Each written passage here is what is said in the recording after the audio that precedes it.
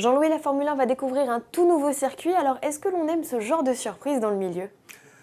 Pas tout à fait. S'il y a bien un milieu qui n'aime pas les aléas et le hasard, c'est bien celui de la Formule 1.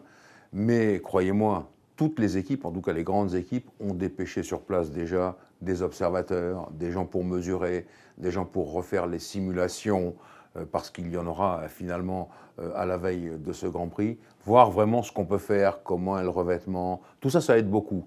Mais je dois dire que dans le cas des nouveautés, comme un circuit de Grand Prix, eh bien généralement, ce sont les équipes qui ont de la bouteille, c'est-à-dire les vieilles équipes rompues à tous les trucs de la Formule 1, qui généralement se débrouillent mieux que les autres.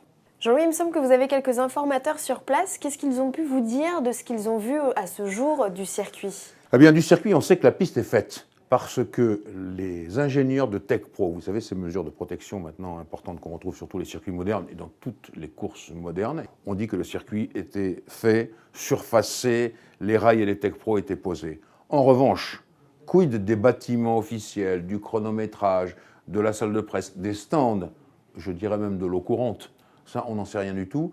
Donc, je m'inquiète un peu là-dessus. Ce que je veux rajouter, c'est que les gens de la FOM, Formula One Management, ont changé leur billet d'avion après la Corée, n'ont pas pris leur retour vers Londres, mais ont été directement sur l'ordre de Bernie Ecclestone, leur patron, en Inde, pour essayer d'apporter la dernière main, un peu de peinture, quelques coups de marteau à droite et à gauche, sur ce circuit qu'ils ne connaissaient pas, ni nous non plus d'ailleurs.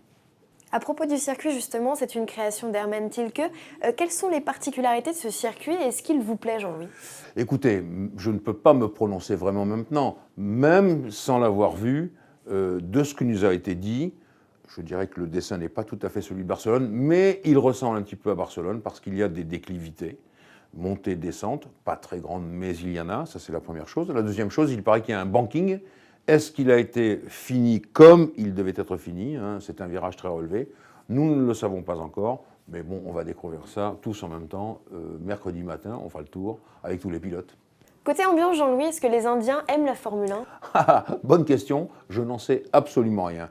Ce qu'on peut savoir de l'Inde, c'est qu'il y a, à ma connaissance, peu ou pas du tout de courses automobiles là-bas. Peut-être qu'il y a des petites épreuves avec, vous savez, avec les nanos là, de Tata, qui peut-être ce sera amusant, je ne sais pas. En tout cas, la Formule 1, sûrement pas. Et je pense que les gens vont découvrir ce spectacle de l'automobile, ce n'est pas du tout leur style. Là-bas, l'automobile, elle doit faire attention aux routes encombrées par tout ce qu'il peut y avoir en Inde, toutes les images qu'on voit qui ne sont pas des images d'Épinal. La F1, c'est un spectacle à part. Mais il n'empêche qu'il y a en Inde des gens fortunés, hein, il n'y a pas que des gens qui traînent dans la rue, et qu'eux, sans doute, ont entendu parler de la Formule 1. Mais moi, je préfère rien dire, je préfère aller découvrir ça par moi-même. Jean-Louis, ce sera ma dernière question. C'est un peu le Grand Prix de l'écurie Force India. Est-ce que vous pensez qu'elle puisse faire un coup d'éclat?